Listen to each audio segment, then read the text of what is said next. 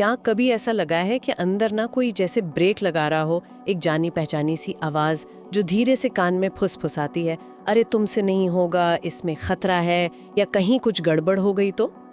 लगभग हर किसी के अंदर होती है ये, है ना? ये शक या हिचकिचाहट वाली आवाज। हाँ बिल्कुल। आज हम इसी अंदरूनी रुकावट से निपटने पर बात करेंगे, मतलब खुद पर विश्वास कैसे बनाएं। सही। और देखिए, ये सिर्फ कोरी मोटिवेशनल बातें नहीं होंगी। जी नहीं। हमारे पास कुछ मनोवैज्ञानिक स्टडीज है, सफल लोगों के अनुभव है, उन पर आधारित जानकारी है। हाँ। और आज हमारी कोशिश रहेगी कि इनमें जो तरीके बताए गए हैं उन्हें थोड़ा गहराई से समझें। हाँ, और ये समझना बहुत जरूरी है कि ये अंदर की आवाज, ये शक, ये आता कहाँ से है। हमारा दिमाग देखिए, उसकी बनावट ही ऐसी है कि वो हमें सुरक्षित रखे। अच्छा। हाँ, उसे आप एक सर्वाइवल मशीन की तरह समझ सकते हैं। वो चाहता है कि हम जानी पहचानी सुरक्षित सीमाओं में ही रहें। हाँ, कंफर्ट जोन में। बिल्कुल।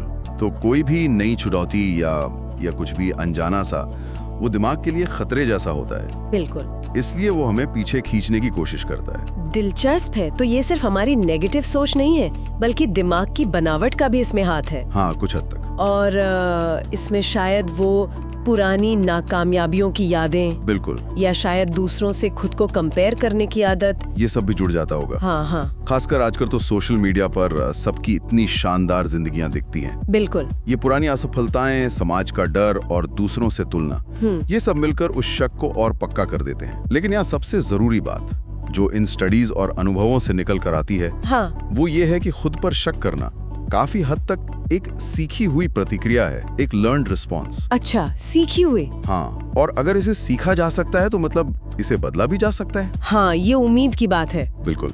और यहीं से हमारी आज की ये चर्चा शुरू होती है कि इस सीखी हुई आदत को बदलने के प्रैक्टिकल तरीके क्या हैं। तो ठीक है, इस सीखी हुई आदत को बदलने का रास्ता क्या है फिर? जानकारी जो हमने देखी वो बताती है कि खुद पर विश्वास बनाने के लिए तीन मुख्य स्तंभों पर काम करना होता है। और ये तरीके सिर्फ हवा-हवाई नहीं लगते, बल्कि आजमाए हुए से लगते हैं। हाँ, प्रैक्टिकल है। तो पहला कदम शायद खुद को बेहतर तरीके से समझना है, सेल्फ अवेयरनेस। आपने बिल्कुल सही पकड़ा। पहला स्तंभ यही है, सेल्फ अवेयरनेस। यानी अपने अंदर जो डर है, जो शक है, पहले उसे पहचानना। हाँ, दुश्मन को जानना जरूरी है। बिल्कुल। जब तक हम उसे पहचानेंगे नहीं तो उसे लड़ेंगे कैसे? इसके लिए एक बहुत ही कारगर तकनीक का जिक्र मिलता है सोर्सेज में। कौन सी? उसे द डाउट जर्नल या कह लीजिए शक की डायरी कहा जा सकता है। शक की डायरी सुनने में रोचक है। इसको करते कैसे हैं? तरीका बहुत सीधा है।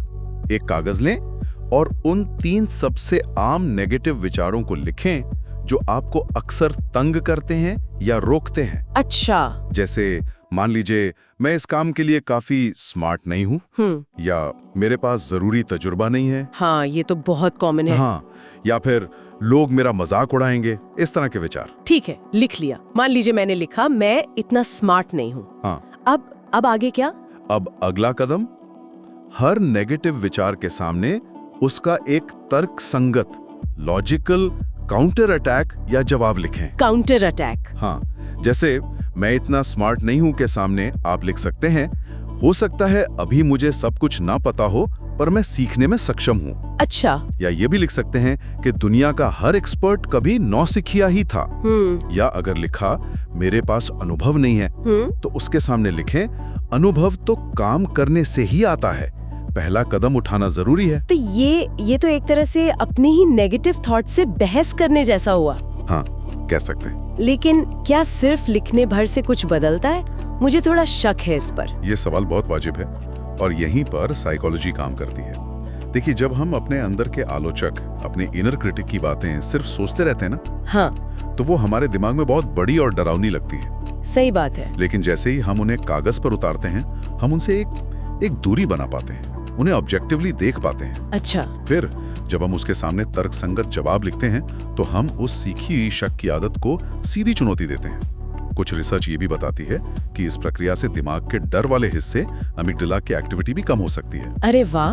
हाँ, तो ये शक की आदत को मिटाने की दिशा में पहला बहुत ठोस कदम है। ये तो बहुत दिलचस्प बात है। मतलब अपने डर को नाम देना और फिर उसे तर्क से काटना, ये वाकई असरदार हो सकता है। बिल्कुल। तो ये हुआ पहला स्तंभ, सेल्फ अवेयरनेस। ठीक है, अब शक को पहचान लिया, उसे चुनौती भी दे दी, पर इस पहचान का करें क्या? यहीं पर शायद दूसरा स्तंभ काम आता है। बिल्कुल सही। दूसरा स्तंभ है एविडेंस बिल्डिंग। एविडेंस बिल्डिंग मतलब अपनी काबिलियत के सबूत जमा करना। देखिए, विश्वास सिर्फ महसूस करने या सोचने की बात नहीं है, ये सबूतों पर टिकता है। हमें अपने दिमाग को ये यकीन दिलाना होगा कि हम काबिल हैं। हाँ। और इसके लिए उसे ठोस सबूत देने होंगे। सबूत? किस तरह के सबूत चाहिए दिमाग को? छोटी छोटी जीतों के सबूत, रोजमर्रा की जीतों के। रोजमर्रा की जीतें? हाँ, इसके लिए एक बहुत आसान तरीका सुझाया गया है, विन्स लिस्ट बनाना। विन्स लिस्ट, जीतों की सूची। ये कैसे काम करती है? रोजाना बस सोने से पहले दिन भर में आपने जो भी 3 छोटी छोटी सफलताएं हासिल की या जीतें हासिल की, उन्हें लिखें। अच्छा, सिर्फ 3? हाँ, शुरुआत के लिए 3 काफी हैं। और ये बहुत मामूली चीजें भी हो सकती हैं, जैसे कोई मुश्किल ईमेल थी, उसका जवाब दे दिया। हाँ। या सोचा था जिम जाएंगे और चले गए। कोई काम अटका हुआ था, उसे थोड़ा सा आगे बढ़ा दिया, या किसी की मदद कर दी, कुछ भी। लेकिन क्या रोज सिर्फ 3 छोटी छोटी चीजें लिखने से वाकई कोई बड़ा फर्क पड़ता है? ये थोड़ा बचकाना सा नहीं लगता? हाँ, ये सवाल बहुत लोगों के मन में आता है। सुनने में ये छोटा लग सकता है, पर इसका मनोवैज्ञानिक असर काफी गहरा होता है। जब आप रोज अपनी विन्स लिस्ट देखते हैं ना, हाँ, तो आपका दिमाग धीरे धीरे एक पैटर्न नोटिस करने लगता है। उसे लगातार ये मैसेज मिलता है कि अरे वाह, मैं तो रोज कुछ ना कुछ पूरा कर रहा हूँ, मैं एकदम बेकार तो नहीं हूँ। अच्छा।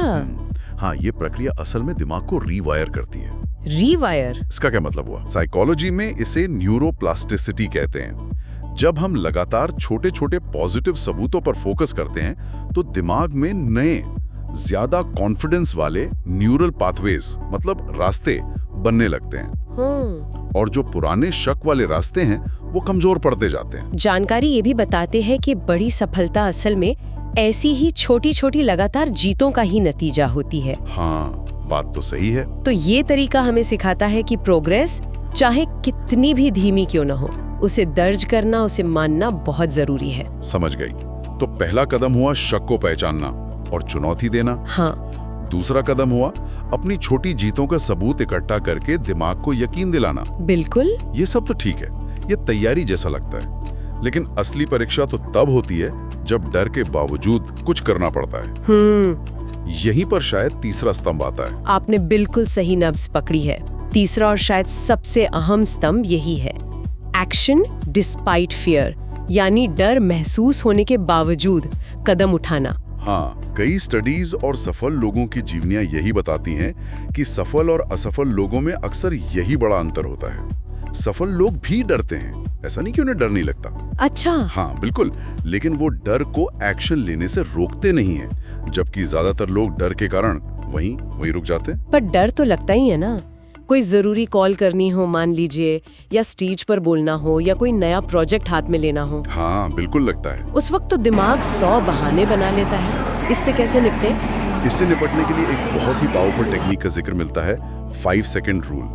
5 सेकंड रूल? हाँ, ये मेल रॉबिन्स ने काफी पॉपुलर किया है इस आइडिया को। ये क्या है, बताइए जरा। इसका फंडा ये है कि जब भी आपको कोई जरूरी काम करने का ख्याल आए, हाँ, लेकिन अंदर से हिचकिचाहट हो, डर महसूस हो, तो दिमाग को ज्यादा सोचने का मौका ही मत दो। बस 5, 4, 3, 2, 1 गिनो, और जैसे ही 1 आए तुरंत उस काम को करने के लिए पहला फिजिकल एक्शन ले लो।